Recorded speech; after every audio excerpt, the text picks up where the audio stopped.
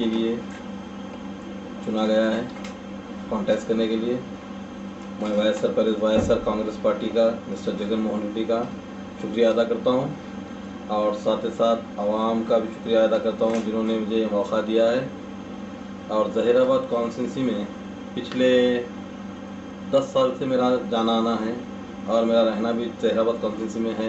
मेरा farm house है वहाँ पर और मेरा बिज़नेस भी है वहाँ पर। तो मैं देखता हूँ कि 10-12 साल के पीरियड में ज़हीराबाद जैसा था वैसा ही है। कांग्रेस के एमपी रह चुके हैं वहाँ पर 2 बार 3 बार रह चुके हैं, लेकिन ज़हीराबाद में किसी किस्म की कोई डेवलपमेंट नहीं आई। कांग्रेस के लोकल में मिनिस्टर रह चुके हैं गीता रेड्डी, उनसे भी किसी किस्म का कोई चेंजेस कोई डेवलपमेंट नहीं आया है।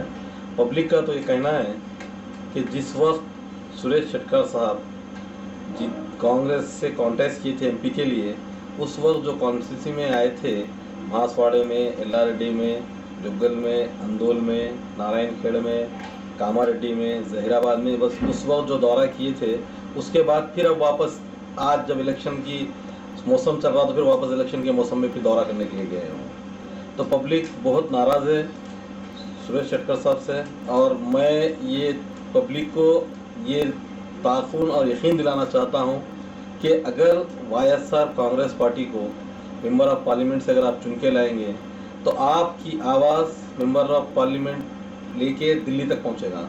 आपकी हर आवाज़ दिल्ली तक पहुँचेगी, आपकी हर प्रॉब्लम दिल्ली तक पहुँचेगी। और आपका जो एजुकेशन का मैटर है ज़हीराबाद में, हम इससे पहले बिल्कुल ऐसे वर्स्ट कंडीशन में है वहाँ की एजुकेशन, क्योंकि एजुकेशन सबसे बड़े अहम चीज़ है हमारे लिए, हम सब के लिए। और वहाँ के मसाजिद है, मदरसे है, देवला हैं, जो चीज़ें हैं उस पर भी किसी किस्म की कोई हुकूमत की तरफ से कोई सपोर्ट नहीं है। और रहा सवाल करंट का, करंट वहाँ के रहने वाले वो भी एक इंसान है, करंट सिर्फ उनको मिलता है 7 से 8 घंटे। उस करंट में 7 से 8 घंटे के करंट में क्या करें, वो भी वक्फे से मिलता है। और वहाँ पर ज़राअत जितनी भी निकलती है हमारे ज़हीराबाद से, चावल निकलता है, गन्ना निकलता है, आम निकलता है, कई चीज़ें, अदरक निकलती है, ज़हीराबाद से मशहूर है ये कई चीज़ों पे एग्रीकल्चर पे बहुत ज़्यादा इफेक्ट हो रहा। ये इफेक्ट की वजह से कई किसान खुदकशी भी करे हैं, इसकी वजह से, करंट की वजह से, करंट से ही सप्लाई नहीं होने की वजह से कई फसलें उनकी तबाह हो चुकी हैं। तो हम जब आएंगे पावर में तो सबसे पहले हम तवज्जो देंगे किसान पे, उसके बाद तवज्जो देंगे एजुकेशन पे, उसके बाद तवज्जो देंगे जो भी ने हमारे कॉन्स्टिट्यूंसी लेजिस्लेटिव एमएलए से 7 के साथ जगह बांसवाड़े का भी वो आलम में देखा जाके, और थोड़ा बहुत ठीक है लेकिन वो भी कोई ख़ास नहीं। तो हम आने के बाद ये कॉन्स्टिट्यूंसियों को हैदराबाद की शक्ल ज़रूर देंगे। उनको एक नया रुख चाहिए अब इस वक्त, क्योंकि तेलंगाना जिस रुख पे था, जिस रुख से तेलंगाना मांगा गया, जो चीज़ें बता के, आप जानते हैं कि मुसलमान को 12% देने का ये चंद्रशेखर राव साहब ने वादा किया था, लेकिन 12% छोड़ के 1% नहीं दिया गया है। 1% मुसलमान के साथ इंसाफ नहीं किया गया है।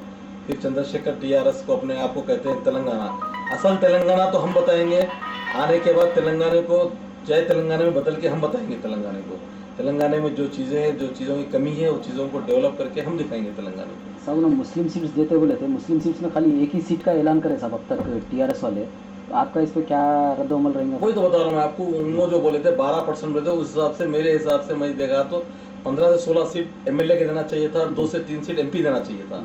उन्होंने 2 से 3 एमपी दिए, ना एमएलए दिए। सारे अपने जहाँ जीतने की वो जो सीट दिए उसमें भी जीतने वाले अपने ख़ानदान के आदमियों को दिए, जहाँ जीतने का गनशॉट उनको पूरा यकीन है। और मुसलमानों के साथ टोटल नाइंसाफ़ी की गई है। हर पार्टी करते हुए वही काम टीआरएस चंद्रशेखर साहब भी वही काम कर रहे हैं। 3 एमपी को दिए गए हैं तेलंगाना में। ये इंसाफ देखिए आप, कांग्रेस का इंसाफ देखिए, टीआरएस का देखिए, बीजेपी का देखिए, तमाम पार्टियों को आप कंपेयर करके देखें तो वाईएसआर कांग्रेस पार्टी, हमको किसी किस्म से भी पब्लिक की खिदमत करने की हमारी पूरी इच्छा और ख्वाहिश है। और अगर आप बरसरे अफजाल यानी कि एमपी सेलेक्ट होके आएंगे तो ज़हीराबाद का क्या डेवलपमेंट रहेगा साहब उसमें कुछ? ज़हीराबाद में देखिए, जब हम सेलेक्ट होकर आएंगे सबसे पहले हमारा इंटरेस्ट सबसे पहले किसान पे है। किसान की जो प्रॉब्लम्स है उनको करंट माफ बिल्कुल फ्री करंट देंगे हम उनको, किसान को, उसके लिए। और दूसरा हमारा जो इंटरेस्ट रहेगा एजुकेशन पे रहेगा।